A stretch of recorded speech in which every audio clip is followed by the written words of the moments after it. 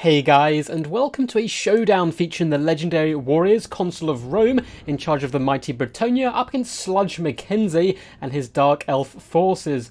Is Sludge Mackenzie a name from Futurama? It's like there's a slug, I think, at some point with a similar name. Anyway, let's hop in here and look at the builds quickly.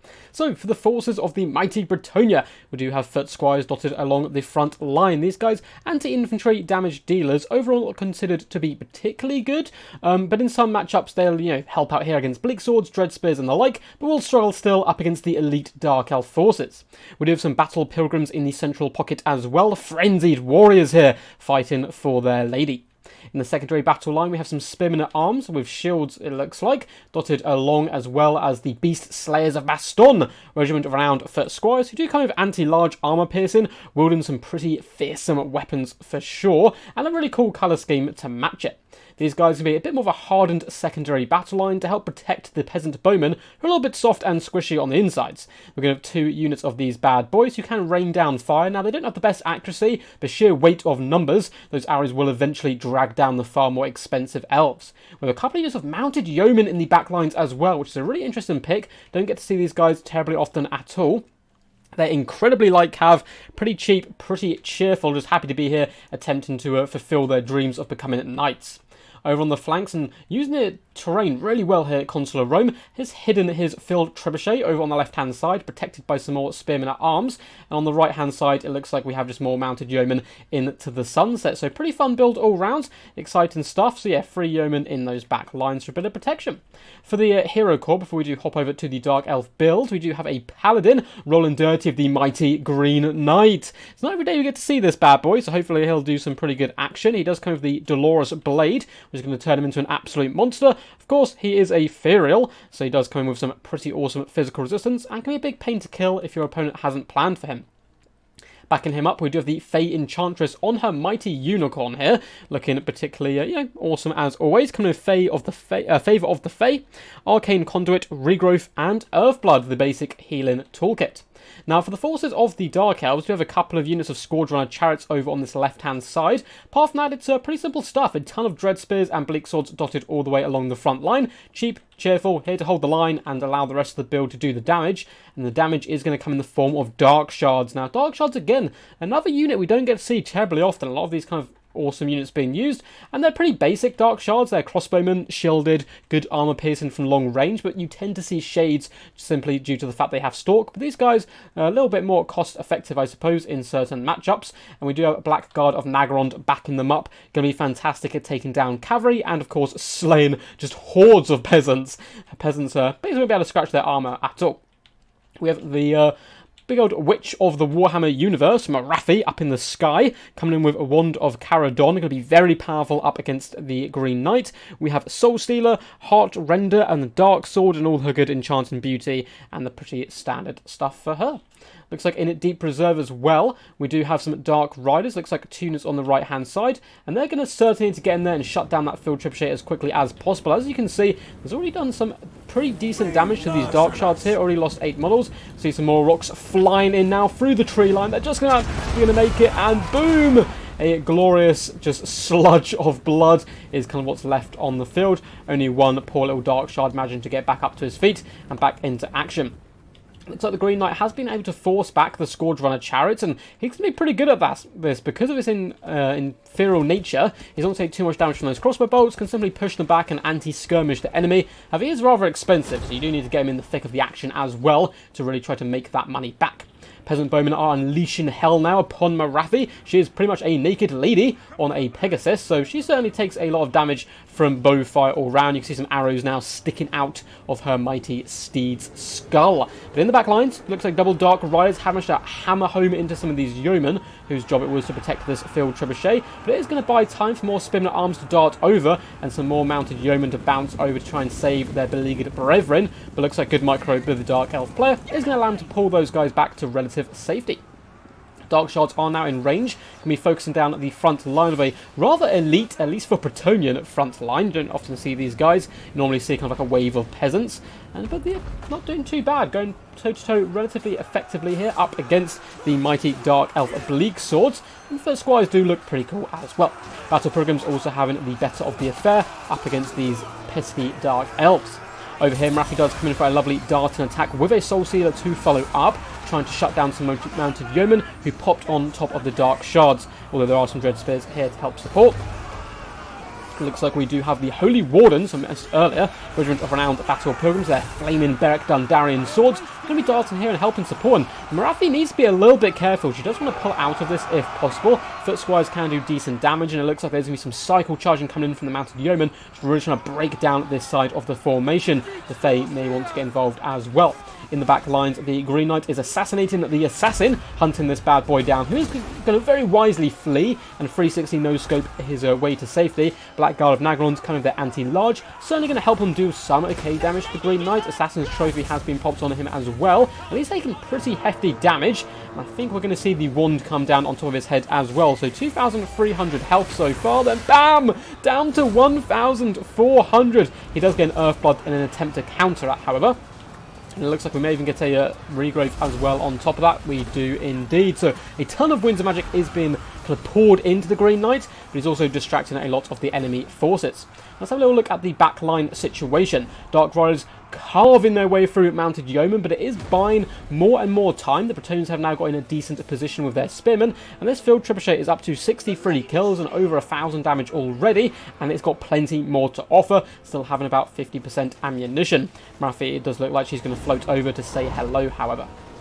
More rocks are starting to pour in, this time aiming for the Black Guard, although it looks like they may have clipped a few of their fellows, but I'm sure the Bretonnians are pretty used to it at this point of getting obliterated by their own troops. Fae Enchantress is going to help support the Holy Wardens, who have the Favour of the Fae popped on them, allowing them to carve their way through the Black Guard of Nagron with absolute ease. This is really flaming swords cutting through butter. Holy Wardens there racking up the kills all of a sudden as a nice combination with the Fae.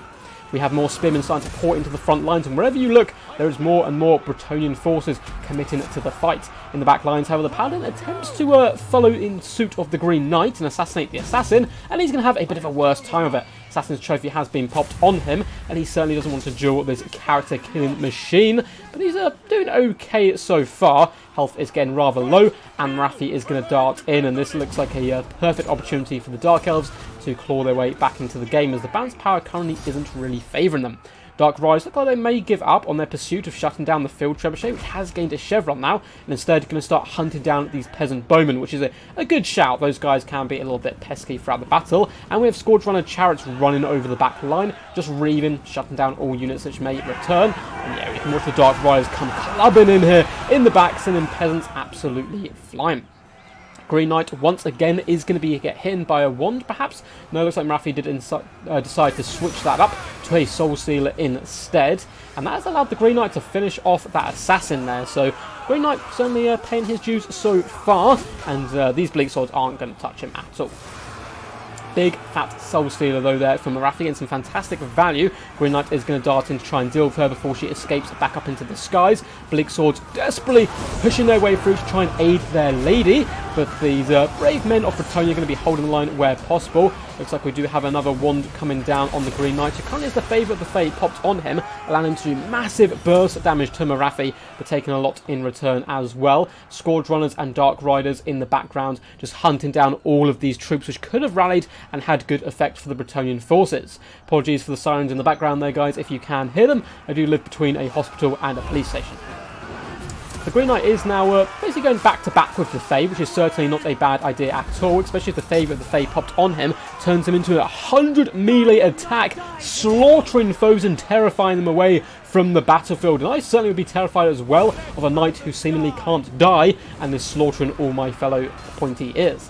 The last unit of Blackguard of Nagron slowly being dragged down here. Still 57 kills, despite the fact they've been in some pretty rough engagements. The Holy Wardens have up to 69 kills, slaughtering foes wherever their flaming swords do take them. And Morathi's contemplating going in for a bit of a suicide charge there, an attempt to assassinate the Fae, which may be the only way back into this. If she can assassinate the Green Knight first with some magic, that will then allow her to kind of pop into the Fae Enchantress without too much worry of kind of reprisal.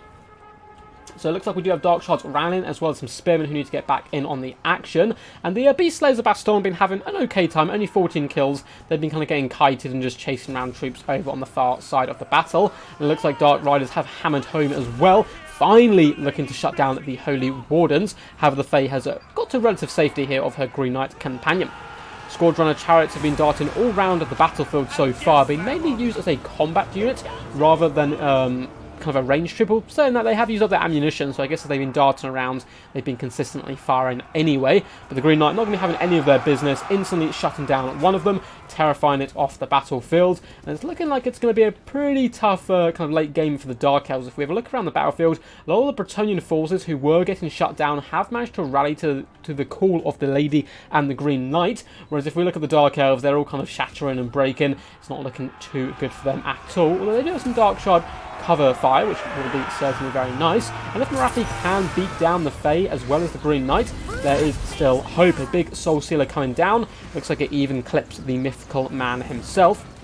Morathi, though, very quickly going to escape up into the high ground as Scourge Runner chariots then come crashing in, doing some pretty nice damage. Dark Riders as well, just trying to get into position over on this right-hand side, probably looking to get some rear attacks in once these Dread Spears do engage. Scourge Runner chariots, though, once again being terrified off. Fae Enchantress not to be messed with at the moment, it would seem, but Morathi is going to come down and show her who the true lady of the lake is, maybe a lake full of blood, as Morathi continues to hunt for more healing once again. And Fae Enchantress has so much Winds of Magic for healing, it's pretty scary. Looks like we are going to be getting a big Earth Blood coming down around these troops. But the Fae Enchantress with Arcane Conduit popped has been broken here. At this moment, the Dark Elves can kind of just peel off in this main engagement. Just drag away the Scourge Runner chariots and finish her off for good, because the Fae Enchantress is one of those characters at all costs you want to chase off the battlefield, because she can come back, heal up troops, and completely switch the game on its head.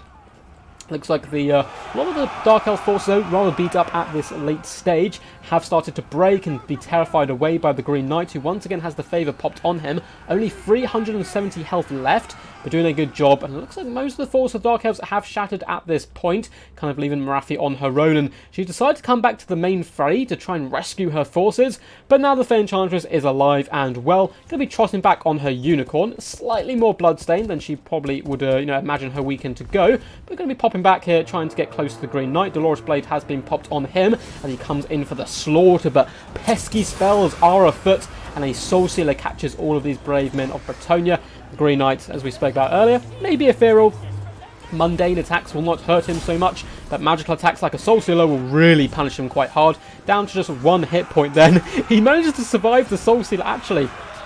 Will Morathi turn and finish off the brave man? It looks like he's trying to flee. No, he stands in his ground heroically, but he is slain by a swiping, furious strike by Morathi there, which looks like it may just be kind of out of spite before she does break from the field. So, looks like the Bretonnians did indeed win this glorious battle, but at what cost? Losing one of their mightiest heroes ever. Very well played to these two champs. We are going to fast forward a little bit here, as it looks like there's just some Dread Spears who are slowly trotting over to the field before they, of course, inevitably break.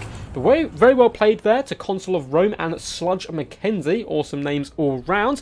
I hope you guys enjoyed. If you did, feel free to give the video a big old thumbs up and subscribe for more Total War Warhammer content. And yeah, that was some really good stuff. So, for the builds, Morathi coming in with 16,000 damage dealt, but 5,245 damage value. That is pretty insane. Morathi isn't the most expensive lord compared to someone like Malekith, who rides a dragon. She's just there chilling on her Pegasus, bringing a nice tight toolkit.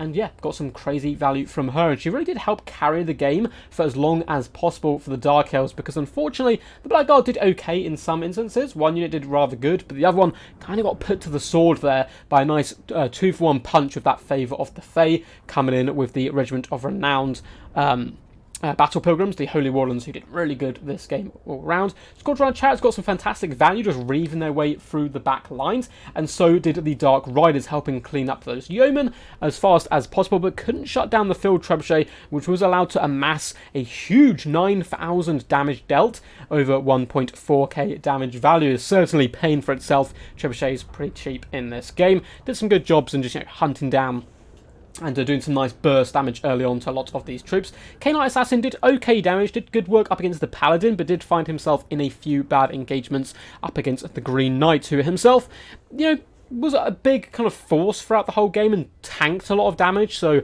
damage value, damage dealt, isn't necessarily indicative of how well a unit performed fully, but still came in with some pretty good damage and damage value to boot as well. And of course, the Fey Enchantress, her healing is just so scary in this game. Alright guys, hope you did enjoy that one. Until next time, peace, and as always, stay awesome.